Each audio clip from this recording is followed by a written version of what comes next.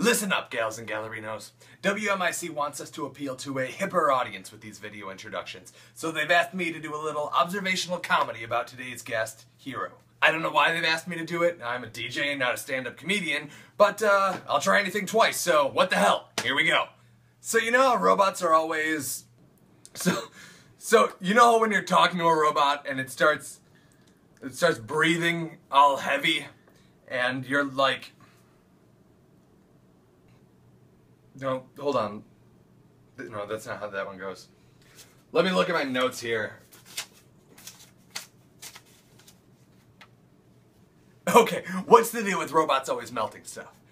I went to a diner and asked if they had a tuna melt, and they gave me a robot melt instead. And I went to the clerk and I said, no, excuse me, I had ordered... And I was like, no, I wanted a tuna melt instead. I had wanted a tuna melt.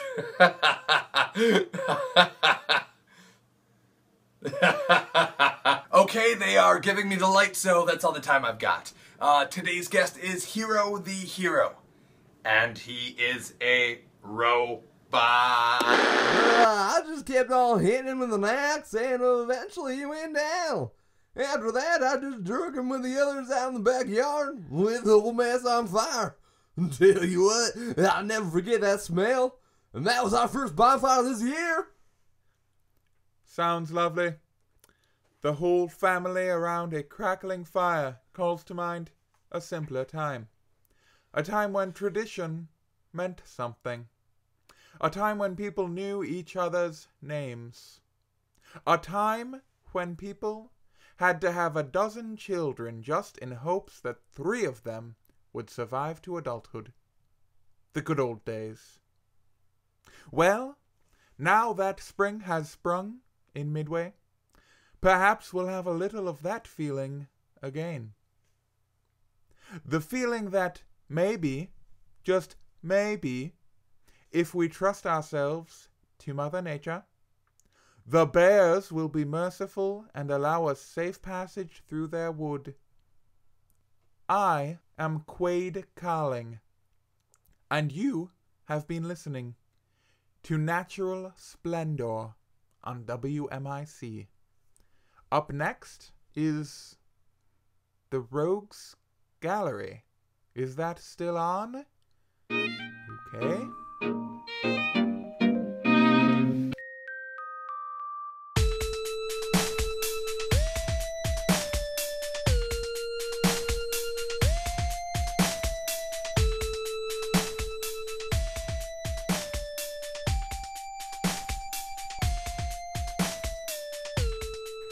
Hello, dear gals and gallerinos. You're listening to The Rogues Gallery. Really? You're not gonna stop me? Absolutely not. I'm done arguing. There's no sense in it. I can protest until I'm Periwinkle in the face, but it's not going to stop you.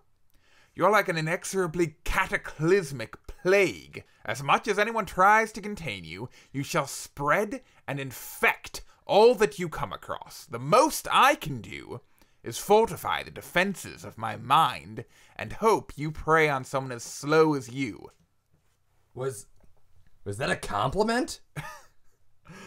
That should prove my point nicely.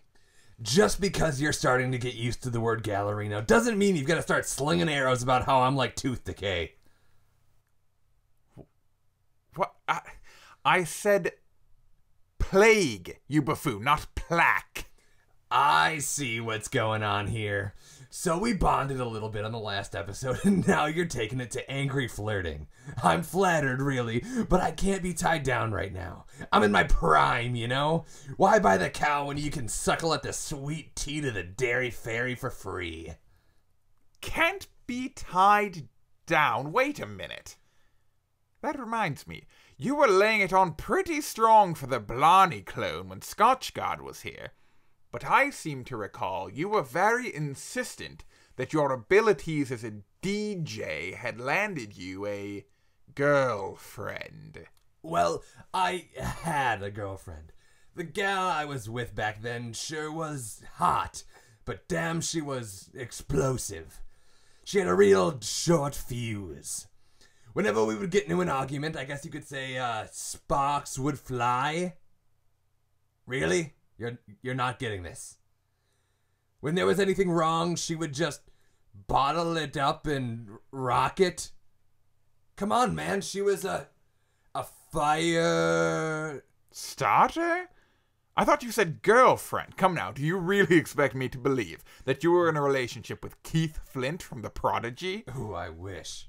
No! Firecracker! I was dating Firecracker! So you were the reason that she lost her mind and set fire to the artisan market? Well, yeah, I told her I was going there all weekend. Really, I had to rehearse for a show, but she wanted me to stop playing DJ sets because girls kept showing me their tits, so I'd play Darude Sandstorm. You bastard! Well, it's not like I asked to see their tits. No, you're a bastard because I had an art installation there. I worked for weeks on my display in living color, only to watch the entire marketplace go up in flames because Firecracker was trying to kill you.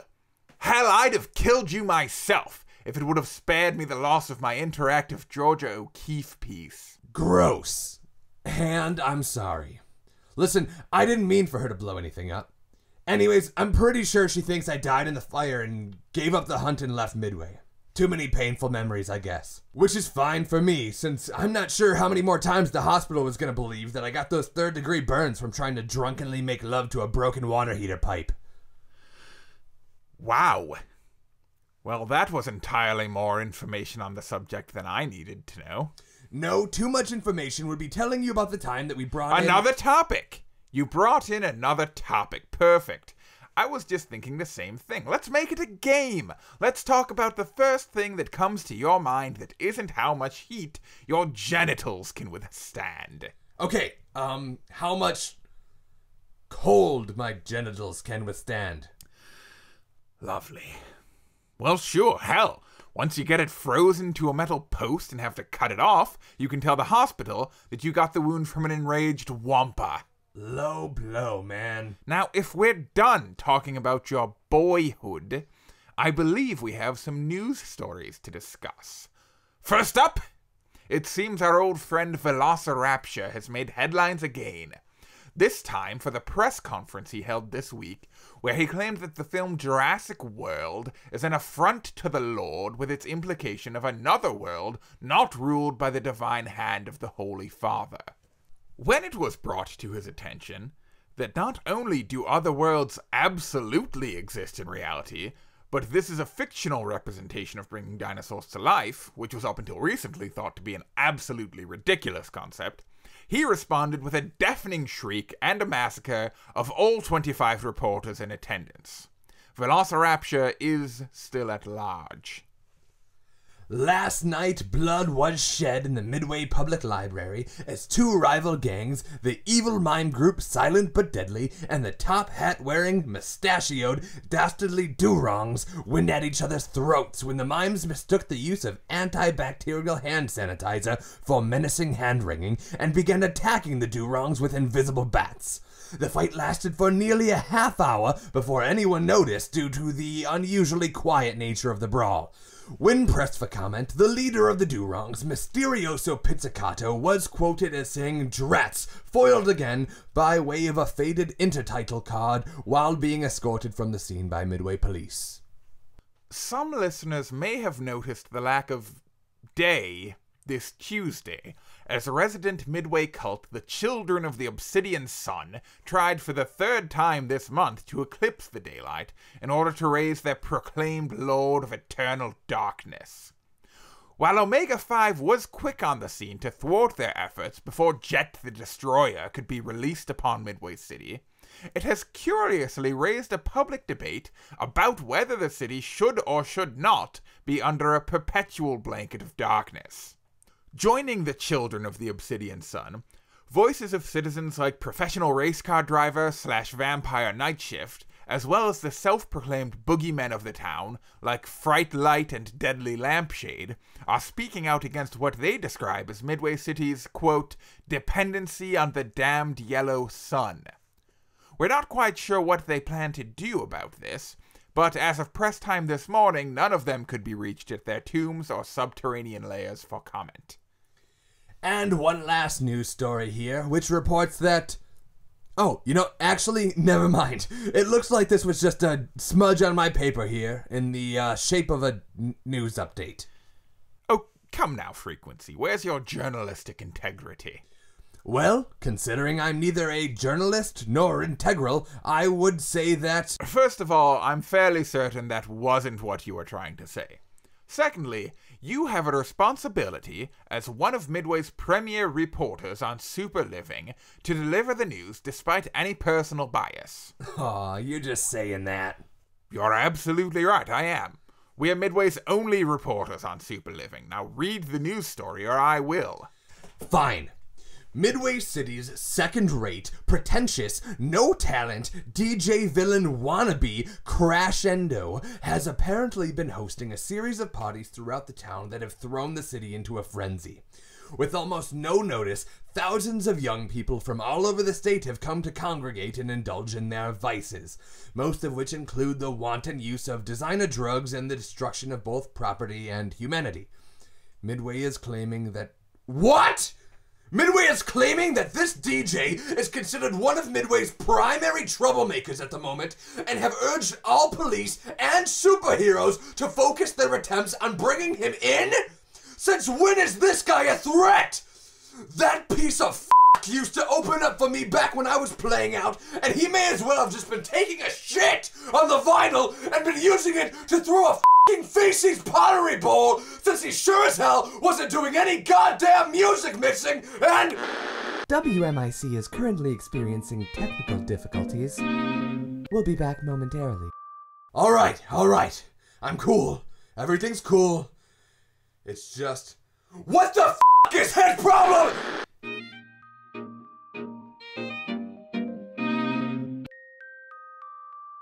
Okay. No need for the restraints, fellas. It's just... How could this have happened? Well, I suppose that while you were behind bars and in captivity, Crescendo must have had no competition in the way of evil disc jockeying. When the market is wide open, it's easy to rise to the top. I just don't understand. I've been playing shows for years. This is my life's work. My dream. And suddenly, after 1 year of being away, dance music has a surge in popularity. And the guy on top is just some kid who had enough money to buy his way onto enough big shows that people thought they were supposed to like him. I thought this was something for the people who understood. For the people who wanted an alternative to everything else that has always been there. A soundtrack to the sanctuary for us to get away from the kinds of people who wore those racist Indian war bonnets like a fashion statement, or who are more concerned with multi-million-dollar headliners who are playing sets with half their gear unplugged. When did subculture become pop culture? When did the people who kicked my ass as a kid for liking this stuff suddenly become the core audience? And why is f***ing Crescendo the face of it? I don't know. Is it even worth doing anymore? Is that the end game? I mean, I want to control the world as much as the next villain, but not like that.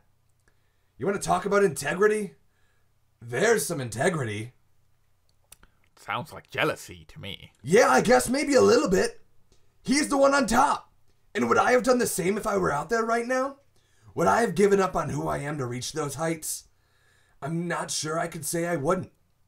I want to take over the world one day. I want to have everyone in the palm of my evil hands, dancing to the beat of my drum sample. But do I want to sacrifice everything about who I am to get there? And is that what I have to do? Because I don't know if I can. I don't know, man. And meanwhile, all I can do is sit back and watch that 2-bit hack get his pleather boots licked just for being in the right place at the right time. I'm sorry, Frequency. Truly, I am. I understand all too well what it means to watch a lesser artist prosper while you scrape and starve. When I was studying in France, my instructor favored another student over me, even though my work was clearly superior. The cause was obvious. She was a beautiful young woman. He was quite taken with her from the outset. And I don't mean to discredit her, she wasn't untalented. But I needed his fullest attention to be on my work if I was going to rise to a new level of craftsmanship and learn to bring art to life. Well then, what did you do? It was simple, really. I seduced the girl and made it very obvious to her instructor that his advances would be in vain. It wasn't difficult. She was quite intrigued by me, really. The mysterious young foreigner, driven by his work, hungry for knowledge and success. After that, he mostly ignored her. Of course, after that, he mostly ignored me too, out of spite. So I chained him to a wall and forced him to teach me all he knew. A less subtle approach, perhaps, but effective. Huge, you old dog! I never knew! Well, torture generally isn't my modus operandi, but when the situation calls for it... No, I mean I never knew you were into chicks! I thought you were on the sly this whole time. What? No! I mean, not that it's wrong to be, I just... What gave you that idea? Well, you're just all proper, and you wear scarves, and you get all fussy about decoration. Recessed lighting is not acceptable as the sole light source in a room. It makes everything look like a soap opera. You see? Like that. Exactly like that. You may have a point. Yeah, well, anyways, I don't think I'm gonna be able to boink my way out of this one. Crash isn't really my type, anyways. Well, I hope you can make sense of it soon. I hate to see someone else getting attention as a destructive noisemaker when I know you far more deserving of such a title. Oh, buddy, that's really... Don't ruin it. Now, listeners, we're going to be straight with you. Our supervisors here at WMIC have been feeling like this show is getting a little out of control. With the fact that every single episode has led to significant destruction of at least one part of the broadcasting center, or the escape of Pain Drop, or the deformation of reformed supervillain Nightmare, or even the countless fatalities of Midway City police officers and WMIC personnel, we're being told that the bigwigs feel like we're doing more harm than good. We're on thin ice, people. Despite our personal feelings, we'll be doing our best to make sure that the conversation is steered well enough away from the glorification of the supervillain and more towards the absent-minded adoration of I mean, the completely justified reverence of Midway's finest crime-fighting members. We've talked a lot about the origins of bad guys, but today we're here to talk about the birth of a hero. Specifically, the birth of Hero the Hero. Thank you for having me on the show. I am excited to be here. Nobody has ever asked me for an interview before. Well, we're still not. We just kind of have to. It's still an absolute pleasure. I haven't been this happy since I was asked to join the ranks of the Ultra Squad. Yes, it was something of a news item that crime-fighting team Ultra Squad had recruited you. Before becoming a superhero, would you mind telling our listening audience what you did professionally? I was a factory conveyor robot, designation H-247-Mark-3. Sounds like a real junk-to-hunk story to me. How exactly does a factory robot become a member of one of Midway's top second-tier superhero teams? Did someone see you painting a car one day and say to themselves, now that's what we need on our dumpy team of jack-offs, a robot attached to the floor? I do not understand. I did not paint cars during my time as a factory employee. No, I was just saying, why'd they pick you?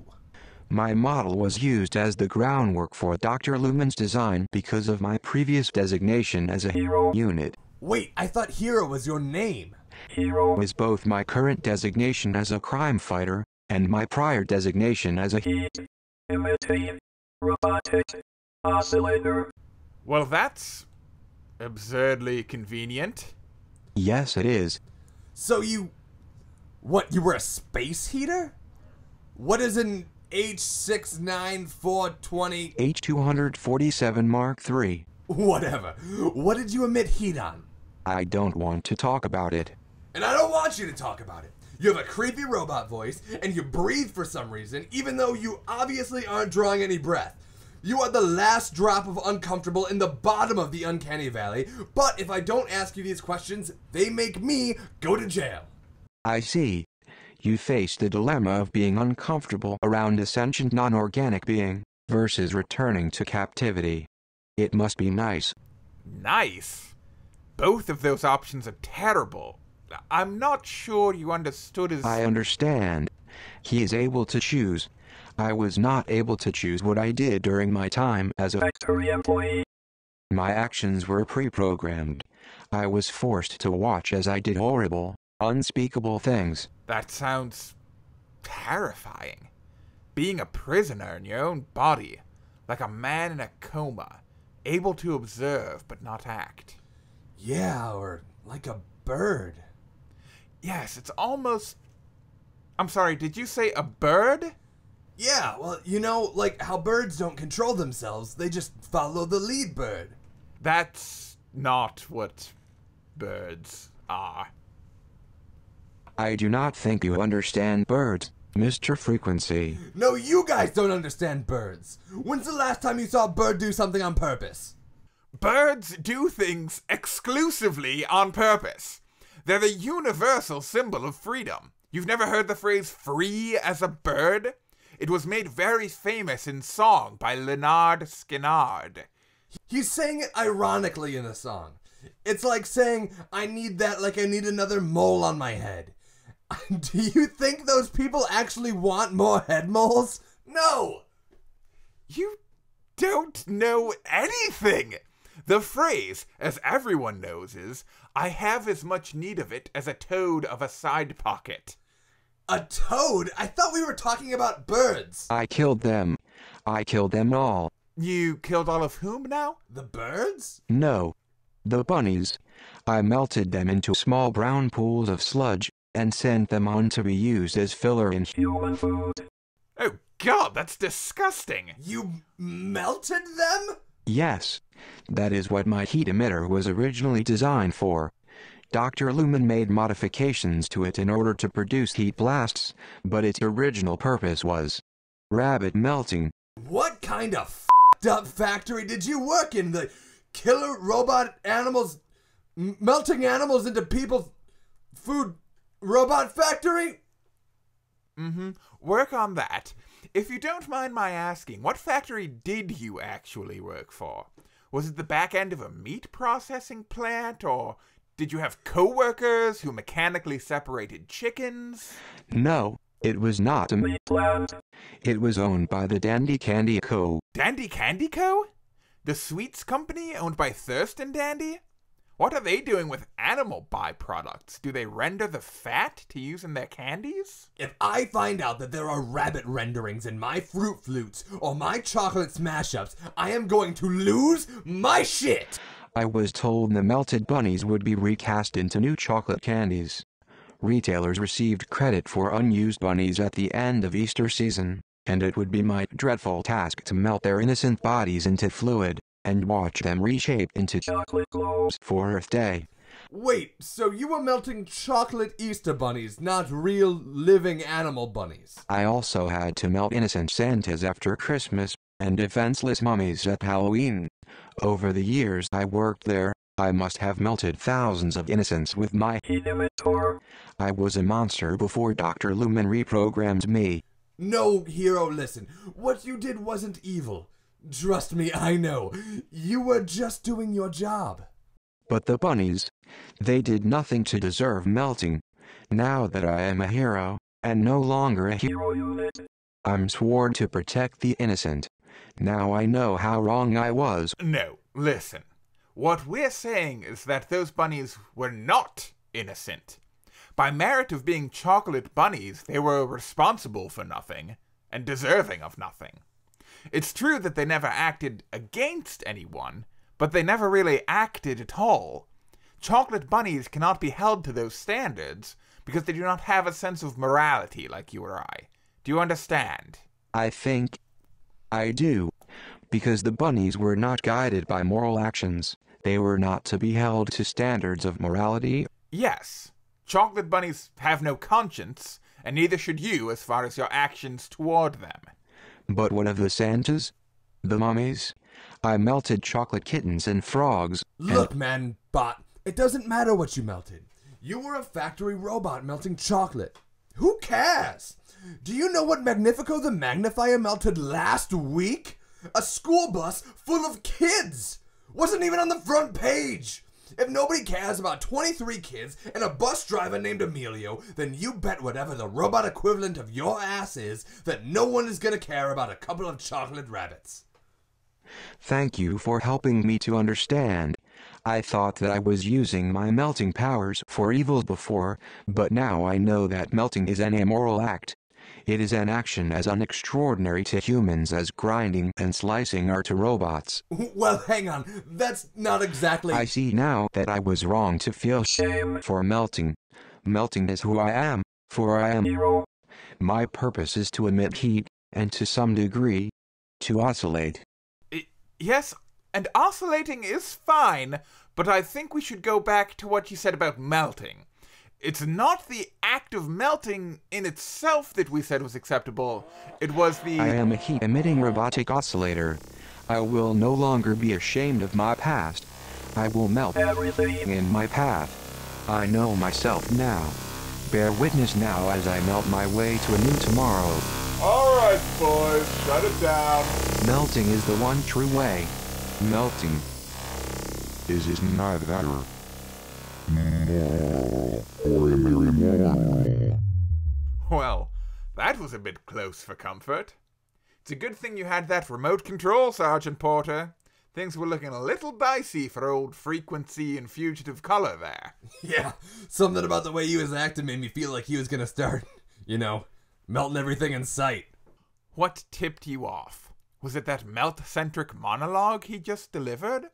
Or was it that he was charging his heat emitter for, presumably, a rather drawn-out session of uninterrupted melting? Yeah, that thing got hot!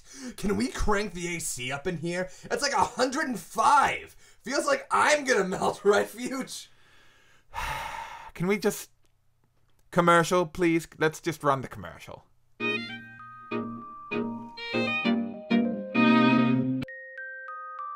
This is WMIC, Midway's public radio station. Support for this program comes from...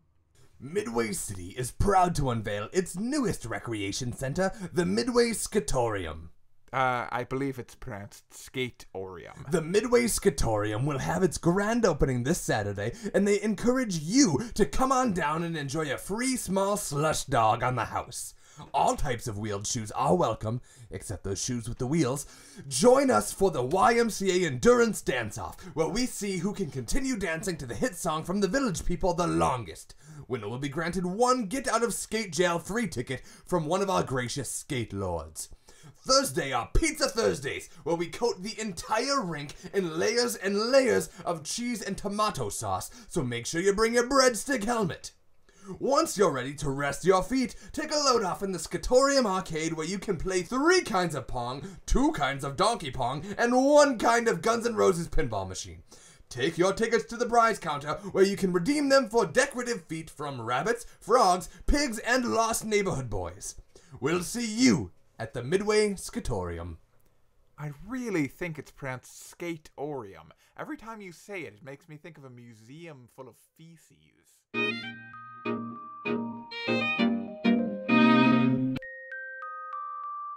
So, we thought we had done well by not allowing Hero to go on an unmitigated melting spree through Midway. But it seems station management is inclined to disagree. Per a release form signed by the station, they are now responsible for thousands of dollars of reprogramming to an AI which can apparently not handle advanced philosophical concepts like morality and consequence. Kinda seems like something you'd want to consider before making it a superhero, though. Yes, well, it seems he was just in beta testing, and this was intended as more of a promotional fluff piece for Ultra Squad. Oops. Oops, indeed. Well, What say we try to expend all of our remaining goodwill by taking a few calls from the good people of Midway City? And remember, people of Midway and people from all over the world, you can call or text the Rogues Gallery by calling Vile Scorb 0. First caller, you are on the air. Hey boys, I've been listening to the show, and I gotta say, I am very impressed. Very impressed. The big name guests, the dry wit and the banter, it's all great stuff. Very impressive stuff. Thank you? I'm sorry, who is this? Well, that's what people are asking about you boys. You got the content, but now you need to bring it to the public, and for that, you need me. Marty Finger, talent agent. Well, we thank you for your interest, Mr. Finger, but we already have representation. It was provided to us by the court. Next caller, please. Now, hang on a second, man. Marty, why don't you tell us a little more about your talent agency? All making me pitch to you, eh? I like that, kid. It's a real power move. Well, I've represented all the greats. Where to begin? I mean, Killclops, all the greats. You represented Killclops? Oh, you better believe it, kid. You want all that stuff? The lunch pails and with the t-shirts and the dolls and what have you? You come to Marty Finger. Huge. We really should think about this. I mean, Killclops was big league. Imagine what he can do for us. He couldn't keep Killclops out of prison, and he couldn't keep him off death row. Yeah, well, he's not a lawyer, dumbass. He's a talent agent. His job is to make you famous, not keep you alive. A talent agent's job is not to make you famous, it's to get you work, and you can't very well work if you have been injected lethally. Listen, I understand your concerns, kid, but you gotta understand that whole situation was out of my hands. The tie he wore at his arraignment was made from nun leather, and he strangled his own lawyer with it after the hearing. There are some stories even Marty Finger can't spin. I'll tell you what, though, nobody's ever gonna forget the name Killclops. And if you sign on with me, nobody will ever forget the name Sequencer Captain Color either. I see you've really done your research on us. But I'm sorry, Mr. Finger, we're just not interested. Speak for yourself, Michelangelo. I don't want to spend the rest of my life being the guy who could have. I'm gonna be the guy that is doing, and then later be the guy that did. That's the spirit, kid. We'll be in touch, and tell your friend that if he wants to get serious, he knows who to call. Ghostbusters! Is it Ghostbusters? No, it's me, kid, Marty Finger. Man, the Marty Finger. Can you believe that? I find it hard to disbelieve, considering neither of us had ever heard of him until just this moment. I don't know, Fuge. Killclops! Did you hear about Killclops? Oh, no, I hadn't heard that part. Please elucidate me. You really didn't hear that? That was like the big thing. Of course I heard him! It was the one thing of substance he said. Whatever, man. I think big things are on the horizon for old Frequency. That's surprising to hear, given your mental breakdown earlier. Yeah, but that was before I had an agent, man. Everything's gonna change for me now. I'll be out of this dump before you know it. Maybe even sooner than you think, because it appears that's all the time we have for this episode of the Rogues Gallery. I'm the great artist, unrecognized in his own time, but sure to be celebrated in death, Fugitive Color. My co-host is the soon-to-be world-renowned, very well-represented DJ, Frequency, and our radio program is known as The Rogues Gallery, which is a production of WMIC, Midway's Public Radio.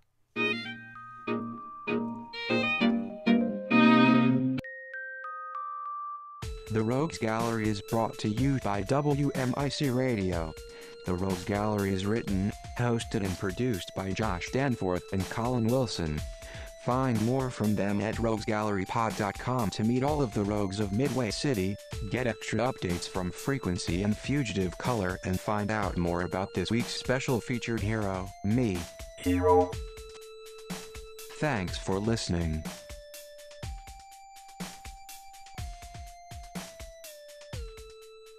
And I don't want you to talk.